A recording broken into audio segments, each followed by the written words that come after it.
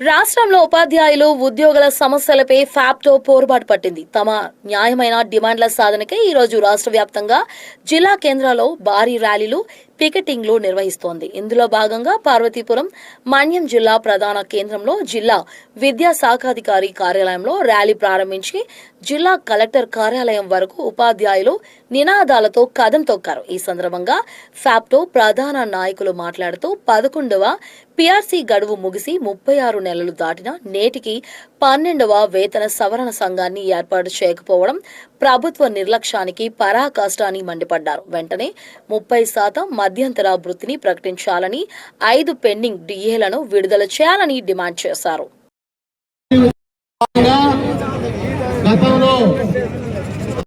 ర్యాలీలు చేశాము. ఏప్రిల్లో విజయవాడలో రిలే నిరాహార దీక్షలు కూడా చేశాము. అయినప్పటికీ ప్రభుత్వం ఉదాసీన వైఖరితో నడుస్తుంది. అందుకు తప్పనిసరి పరిస్థితుల్లో ఈరోజు ర్యాలీ మరియు పికెటింగ్ని రాష్ట్ర వ్యాప్తంగా చేయడం జరుగుతుంది. అందులో భాగంగా పార్వతీపురం మన్యం జిల్లా ఫ్యాప్టో పక్షాన ఈరోజు ఈ ర్యాలీ పికెటింగ్ చేయడం జరుగుతుంది.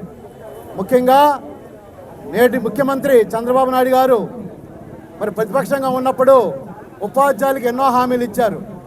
ముఖ్యంగా తను నియమించిన వెంటనే పిఆర్సీని ప్రకటిస్తామన్నారు. 2 సంవత్సరాల కాలయాపన అయిపోయింది. అడపాదడపా ఆర్థిక బకాయిలు చెల్లిస్తున్నప్పటికి కూడా ఇంకా పూర్తి బకాయిలు ఉన్నాయి.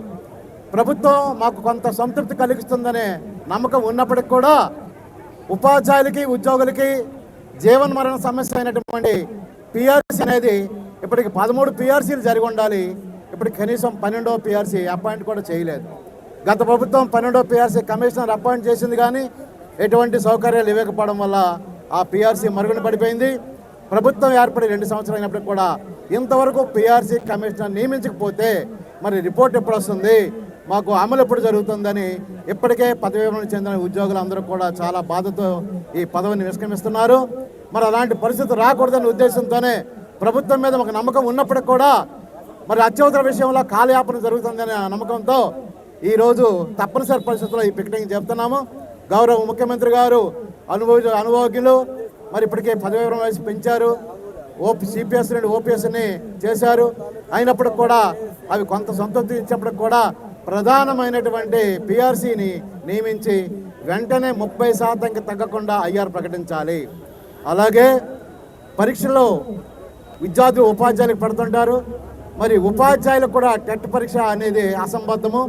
ఇన్ సర్వీస్లో ఉన్న వాళ్ళకి ఈ టెట్ పరీక్ష రద్దు చేయడానికి, చట్ట సవరణ చేయడానికి కేంద్ర ప్రభుత్వంతో మరియు ఒప్పందం చేసుకోవాలని మనస్ఫూర్తిగా కోరుకుంటున్నాము.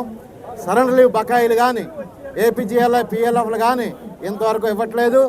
అలాగే మున్సిపల్ టీచర్లకి పిఎఫ్ అకౌంట్లు ఉన్నప్పటికి కూడా పూర్తిగా సిపిఎస్ అమౌంట్ని, సిఎస్ఎస్ అమౌంట్ని వాళ్ళ అకౌంట్లోకి చేర్చడం జరగలేదు. ఈ సమస్యలన్నీ కూడా సానుకూలంగా స్పందించి మరి రానున్నటువంటి ఉద్యమ తీవ్రతను తగ్గించడానికి అనుభవశీలైనటువంటి ముఖ్యమంత్రి గారు ప్రయత్నం చేయాలని మనస్ఫూర్తిగా కోరుకుంటూ మరి ఈ ఫ్యాప్టోని విజయవంతం చేసినటువంటి మా ఉపాధ్యాయ సోదరులకు, ముఖ్యంగా మీడియా సోదరులకు, పోలీస్ శాఖకు అందరికీ ధన్యవాదాలు తెలియజేసుకుంటూ ముగిస్తున్నాను.